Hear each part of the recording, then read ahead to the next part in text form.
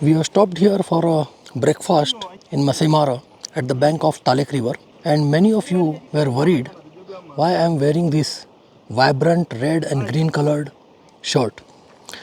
So let me tell you that this particular shirt I stitched it from a Maasai Shuka.